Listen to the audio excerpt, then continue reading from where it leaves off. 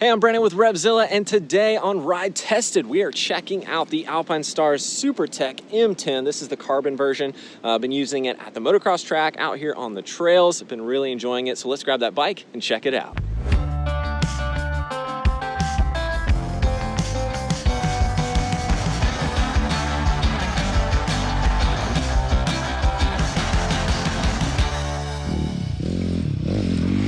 So the Alpinestars, the SM10 here, pretty impressive stuff from Alpinestars. This is their first go at a helmet, and they built it from the ground up, which is honestly really impressive. If I like that their first go at a helmet was something in the dirt category, because I'm doing a lot of that these days. One of the biggest things is the ventilation. That's something I'm always looking for on any helmet, especially in the dirt, because if you ride the dirt, you know you're going to be generating a ton of body heat. So airflow is definitely very, very important. And you get a lot of airflow with this guy. I know a lot of people are talking about the Alpinestars logo right in the front of the chin and how that could take away airflow, and I disagree. It's a very small piece. I don't think that's going to make or break someone's ventilation personally.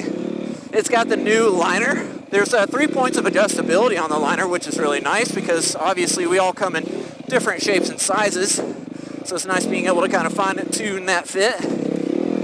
The other thing is it's got the new MIPS E2 technology, which is great. It adds like an additional layer of slip, if you will, to the liner itself.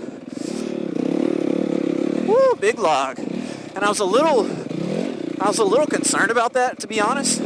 I was worried that the helmet was going to feel a little bit like it was moving around like too much. You've already got the MIPS in there. Now I've got an additional kind of slip liner, but not at all. No problems whatsoever. It feels very secure. It feels lightweight, even with the GoPro and the Cine unit on here.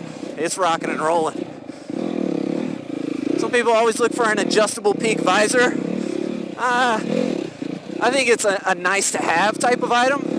Definitely never going to be a deal breaker for me because 9 times out of 10, I usually set my peak visor and forget about it. So even with the adjustable peak visors, I don't really mess with them too much. So I'd rather have the breakaway, and this helmet does. And if you're not familiar what that means really is the peak visor is designed to break away from the helmet in the event, if it gets snagged under a branch or you're crashing or something like that. And I think that's nice because if you snag a branch underneath here and it doesn't break away, well, that's going to pull on your neck, and it's not going to feel good. I definitely know. So I like the breakaway design. Very nice. Let's talk about some of the questions. I always like looking at some comments from viewers, whether it's on YouTube or perhaps on the product page. Obviously, don't forget, if you're looking for the detailed product breakdown, we definitely have that. Old Spurgey broke it down for us in detail, so you can still check that out on the site. But one of the first questions I wanted to address, if I didn't mention already, was somebody asked what the weight was, and it's right at 2 pounds, 14 ounces in a size medium, which, considering the competition and this price point, that is a really great job. And again, it feels very lightweight. Another good question, what's the internal head shape for this guy? And it is an intermediate oval, but I will say I have a little bit of pressure at my forehead. So, yeah, I think it caters a little bit more towards the round oval head shape. Golly, it feels so good to get back out here. And one last question I wanted to hit for you. A lot of people were asking if this helmet is Bluetooth compatible, which, as you can see, I've got the Cine 20S on right now, so it is compatible. And they actually have these little foam pieces going over the speaker pocket, so you can take those out and put the speakers in place. But I actually didn't have to take them out. I kind of just put my speakers right on top of that, and that works really well for me. Obviously, we come in all different shapes and sizes.